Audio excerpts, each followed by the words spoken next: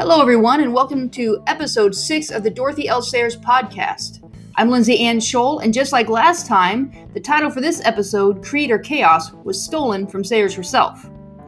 In January of 1957, the Sunday Times published an article from Sayers entitled, My Belief in Heaven and Hell.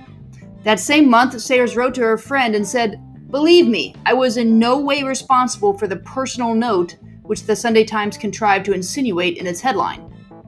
Today, we'll talk about why Sayers didn't want that personal note. And the answer to that boils down to a word that has gone out of fashion a little bit. Let's get started. So in that same letter to her friend is Barbara Reynolds, you've heard me talk about her before, Sayers makes the following observation, and it has to do with personal angle versus statements of fact. And she says this, quote, So difficult do people find it today to distinguish between statement about and the personal angle on that almost any reviewer or correspondent would be capable of writing, Professor Euclid pleads with passionate sincerity in favor of the square of the hypotenuse, and nobody would be at all surprised. Her point is that all the things she says about heaven and hell, God, man, etc., they're not her ideas. She didn't come up with them. They're the teaching of the historical church. She's merely repeating them. Everything a person needs to know about this stuff being heaven, hell, God, man, if you're looking for the Christian point of view on it, is found in the creeds of the historical church. But what are the creeds and who reads them? My short answer, and now why did I say my short answer? I shouldn't have even used that pronoun. A short answer, as in I'm not quoting her. The answer is, they are the fundamental teachings of the historic church. They are teachings that were hammered out by the councils early in church history, usually in response to various heresies, and they're accepted by Catholics, Eastern Orthodox, and all members of the major Protestant denominations. They were written in response to wrong ideas about Jesus, God, or man. And the ones that all denominations agree on were formulated early on within the first 5 or 6 centuries of the church. For example, the Nicene Creed from 325. And it affirms that Jesus is fully God, not just partially God or made God by the real God, and he just kind of stepped into his godhood. No, he was always God. Before he became incarnate and after he just always God. So there are other creeds, by the way, in the church, and they were written much later, and not everybody agrees on them. So, for example, the Tridentine Creed from the Council of Trent, that was from the 1500s, and that's in response to Martin Luther and his teachings about, variety of things. But the Tridentine Creed is more about salvation, and there is some disagreement between the major denominations on salvation. But as far as the nature of God and the nature of Christ, no, there's agreement. So who reads the creeds? Well, the churches do. They read them in service. You read them in service for sitting in your pew or standing, probably standing, because I think they make you stand. They have you stand during the reading of the creeds. If you grew up Episcopalian, Anglican, Catholic, Greek Orthodox, and maybe Lutheran, you're nodding your head. If you grew up Baptist, good luck to you. On the creed front, that is. The point is, creeds are Christianity 101. They're the fundamental belief of Christianity drawn from the Bible and formulated into a statement. One of my favorite songs is called Creed, and it's by Rich Mullins. Man, Rich Mullins. Man, if y'all have never listened to Rich Mullins, you need to get him on your Spotify account right now. The man can do wonderful things with the dulcimer. He was a Christian songwriter and singer from the 80s and the 90s. He wrote Awesome God. But Awesome God, in my opinion, isn't his best song. Creed is one of his best songs. It just, when he goes like all Celtic and instrumental, it's fantastic. Anyway, Creed is a song that was based off of the Apostles' Creed. Now, although many churches affirm the creeds, they're not often treated as light devotional reading. Their application actually seems limited. The phrase from the Athanasian Creed, quote, that we worship one God in Trinity and the Trinity in unity, neither blending their persons nor dividing their essence, end quote, doesn't seem to help me get out of bed in the morning and face a hard day at work. In fact, it doesn't actually help me get out of bed in the morning and face an easy day of leisure. It just doesn't seem to help. But Sayers thought otherwise. In fact, much of her theological writing was in support of the creeds, not just affirming them, but applying them to every man and every woman. Which brings us to the title of this episode, Creed or Chaos. A note about the title. Creed or Chaos is an article. It's an article based off of an address delivered by Sayers in May of 1940 to the Church Tutorial Classes Association, or CTCA.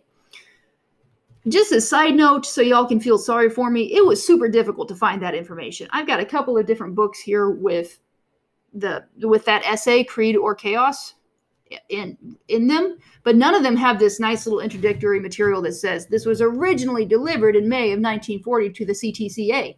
None of that. I had to track it down. Google Books led me to a book that is called The Seven Deadly Sins of Sayers or something like that, and that had a reference to it. That's how I found it. Yeah, so anyway, Creed or Chaos is also a book published by Sayers in 1949, which appears to be a collection of her articles. I say appears because I haven't actually looked at the book, but I think that's exactly what it is. The modern edition, if you go to Amazon and type in Creed or Chaos, what you will see is a cover that Sayers probably would not have approved of. You're looking at the cover, and it's a church, and it's like a cathedral, maybe Chartres. It's not Notre Dame. It's got like spires and everything. It looks like a cathedral. It's kind of ominous looking. There's a little bit of front light on it, and then behind it, the sky is in flames, and it's very, very dramatic, very apocalyptic. And Sayers I think she was probably dramatic, but I don't think she was very apocalyptic and not very sensational when it comes to religious stuff. So I can't imagine that she would approve of this cover, but the cover got my attention, and I am talking about it, telling you about it. So, I mean, I guess maybe in that sense it works. So it's also a book by Laura K. Simmons, published in 2005. Actually, that's not Creed or Chaos. It's Creed Without Chaos, and that's the title of the book, Creed Without Chaos. And you won't go too far wrong. If you're looking for Sayers stuff and you stumble upon this book, it's a really good book, really helpful, lots of different chapters about various aspects of Sayers' life, and I will probably reference it throughout the podcast as we go forward in later episodes. But today, we're talking about the article, Creed or Chaos, basically written in 1940, and we're going to do it in two podcasts because it's a long article. So she opens her piece by talking about the Christians of her day and how they don't actually know what Christianity teaches. And this is pretty condemnatory of Britain in this period, which was a Christian nation. We actually encountered its commitment to Christianity as a governmental entity because the BBC had a director of religious broadcasts, and he was interested in publishing works about the person of Christ as comfort to the nation. But still, she says this: theologically, this country is at present in a state of utter chaos, established in the name of religious toleration and rapidly degenerating into the flight from reason and the death of hope. Wow. Flight from reason, death of hope, Britain, 1940s, news at 11. You know what's funny? You can always get more chaos. You think, I'm talking to you in 2020. Coronavirus, there's been a whole lot of racial tension. Like things seem, and I'm sure the word chaos has been thrown around quite a bit, but I'm looking at my window and houses are still standing, flowers are still growing, my dog's asleep on the tile. It does not seem chaotic. But who knows really what chaos is. Okay, so she's not really happy with the state of Christian understanding. She says that there are more or less instructed churchgoers who know all about the arguments about divorce and auricular confession. I guess that's like confession you hear. And communion in two kinds, but are about as well equipped to do battle on fundamentals against a Marxian atheist or a Wellesian agnostic as a boy with a pea shooter facing a fanfare of machine guns. Ouch. So they don't know Christian teaching because Christian leaders aren't teaching them the creeds. And this will not be resolved by retreats into personal piety or mere exhortations into prayer. Thinking men and women, and I'm quoting her, thinking men and women need to be persuaded of the vital and intimate connection between the structure of society and the theological doctrines of Christianity. And in this article, one of Sayers' two goals is to point out this, that if we really want a Christian society, we must teach Christianity, and that it is absolutely impossible to teach Christianity without teaching Christian dogma. Now, for the internal logic of that, I'm going to applaud, because if you want a Christian society, you need to know what Christianity is. If you want a Christian anything, it seems like you need to know what Christianity is and what it teaches. Now, of course, we don't want a Christian society in America. That's not That's not one of our major agendas as in the public sphere. I'm not saying I don't want it. I'm just saying that as a group, Americans don't tend to, right now, want a Christian society in the way that we know of historical Christian societies. But let me ask you this: do we want a loving society? Do we want a loving, just society? And if we want, and I think we could probably all say yes to that. If we want a loving, just society, what is it that we absolutely need to establish that? Now, if I say Christianity, you're probably going to say, now hang on a second. We don't need Christianity for love and justice. And I agree that justice is a concept way outside of Christianity. It's in Christianity, but it's way outside of it as well. And also love. But I kind of wonder what a little research project would show up. Like if we were going to look up ancient societies, as in, and I say ancient, like societies that have had no influence of Christianity whatsoever, whether it's like they've never had really a block of missionaries come their way. They've never had the, very painful experience of being conquered by a Christian colonizing power and all of the evils that it can bring with it. But a society that's just untouched by Christianity, whether in history or in our modern day, what would be the roles of love and justice? I'm not saying they wouldn't have any roles, absolutely not, but I just kind of wonder what they would be and how they would articulate it. And so then, if we want a loving and just society in America, what is the sine qua non? What is the absolute necessity to have it?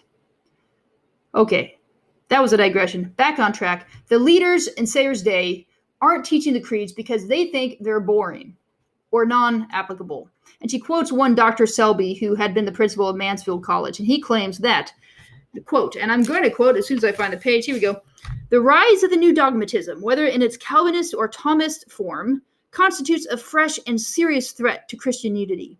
The tragedy is that all this, however interesting to the theologians, is hopelessly irrelevant to the life and thought of the average man, who is more puzzled than ever by the disunion of the churches and by the theological and ecclesiastical differences on which it is based. And Sayers emphasizes, all this, however interesting to theologians, is hopelessly irrelevant to the life and thought of the average man.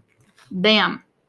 Sayers has a response to that. She says, absolutely, disputes between the churches are a menace to Christendom. No argument there. But she's not quite sure what he means by new dogmatism. And she suspects that when he says new dogmatism in his Calvinist or Thomist or / Catholic form, she's kind of wondering if that's really just a return to old dogmatism. And if that's the case, she says old dogmatism is actually quite helpful and quite relevant to the average man. Particularly, John and Jane Doe are favorite examples of everyday people. They don't actually exist, and maybe we should learn something from that. But she uses the names. And I'm not going to walk through her entire response here. But she says, she kind of addresses a problem like this. Imagine John or Jane Doe sitting and thinking. And they're thinking about Jesus, okay? And they say, if Jesus were God, if he actually was God, he must have known his suffering wouldn't last. And he could have stopped the people who were torturing him and killing him. So he must not have been fully God. And that conclusion is a form of Arianism. Arianism is a heresy taught by Arius in the 300s, and it was refuted in the Nicene Creed, which came out of the Council of Nicaea, which was called to refute Arianism or discuss Arianism. So in Arius, he had lots of deep philosophical reasons for this, by the way. I think he was a brilliant guy. I think he was a guy who loved Christ, actually. So I don't know if we get to see him in heaven or not. I would like to. On the other hand, not on the other hand yet. That the form of Arianism that John and Jane Doe are toying with, that he must have known his suffering wouldn't last, he must not have been fully God, is addressed in the Nicene Creed, which says this. Let me get it up right here, okay? I believe in one Lord Jesus Christ, the only begotten Son of God, begotten of the Father before all worlds. So the Bible says, John 3:16, that Christ is begotten. He is the light of light, a very God, begotten, not made.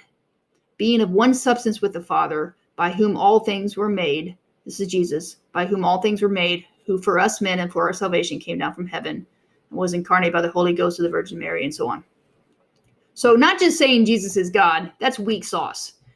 He's light of light. He's a very God, a very God. He is not made. He is of one substance with the Father. He is completely and totally God.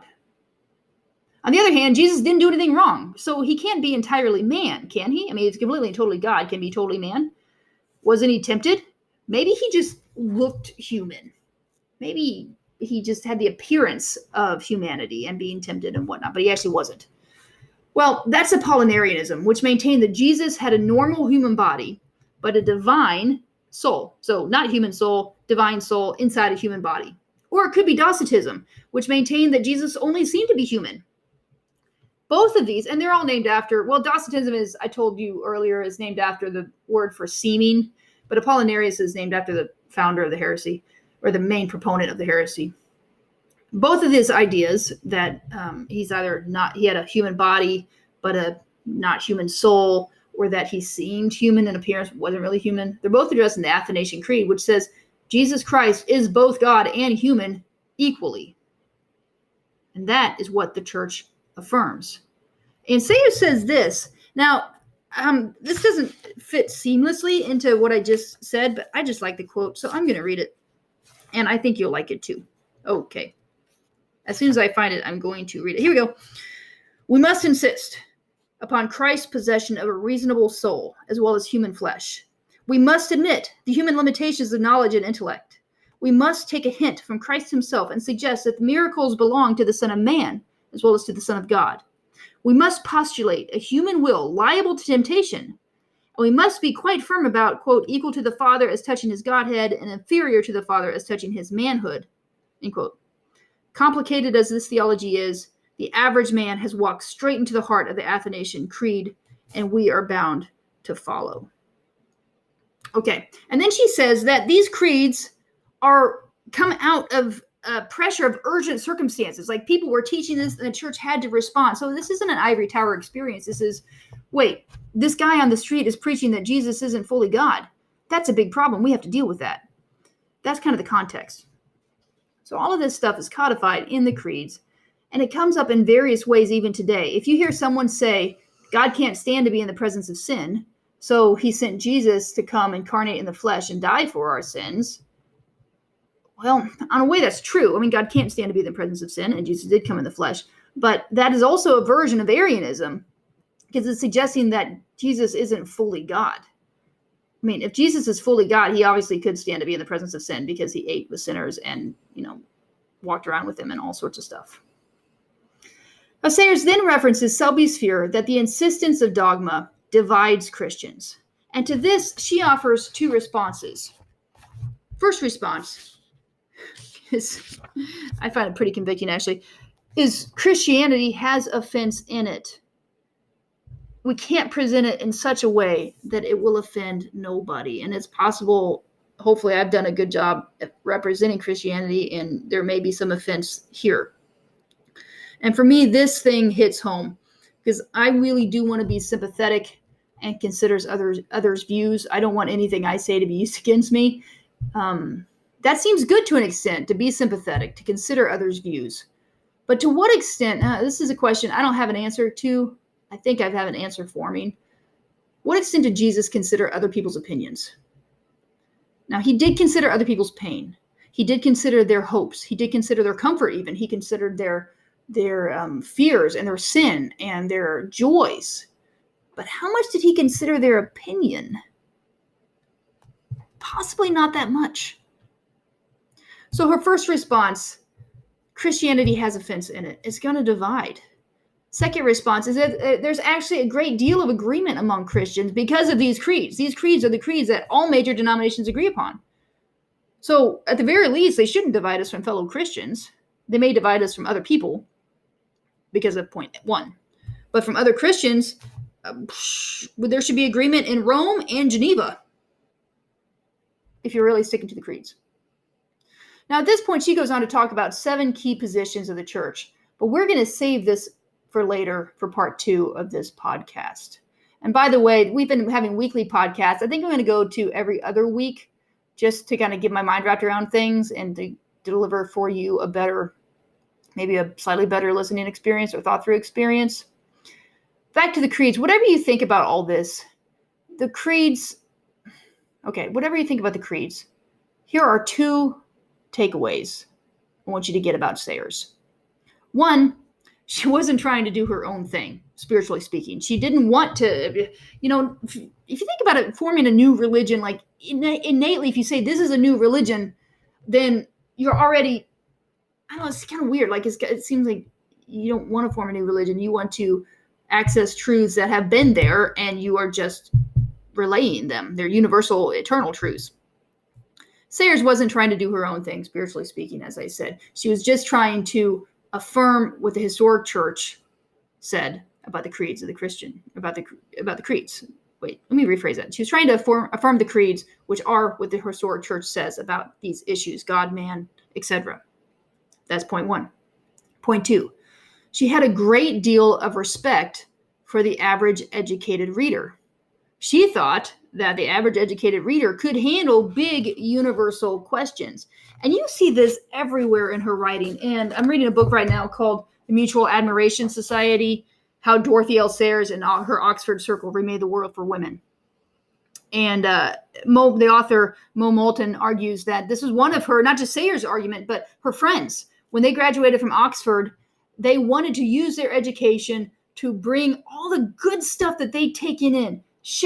Everybody knows Shakespeare, but, Spencer or Dante or Latin or French or Goethe, things that you don't normally encounter in your daily life. She thought the average reader they all thought the average reader could handle these things. And they, in their various spheres, they tried to do that. And that's Moulton's thesis, is that all of these people, all of her, like her circle of friends, it wasn't just Sayers, it was her circle of friends who was trying to do this. And I think that's pretty cool. And I think that's part of why we get podcasts like this and podcasts that are much better than this one even.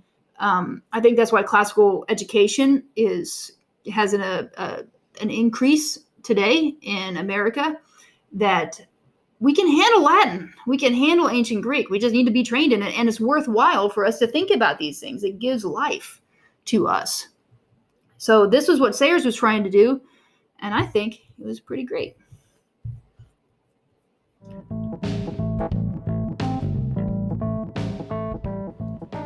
So that was part 1 of Creed or Chaos. I hope you enjoyed it. I would love to hear your thoughts. You can email me at lindsayannScholl, that's Ann with an E, at gmail.com. If you want to read any more of my writings or my articles about Sayers, you can find them on the writing page at www.lindsayannScholl.com. Peace be with you. Pax vobiscum. Until next time.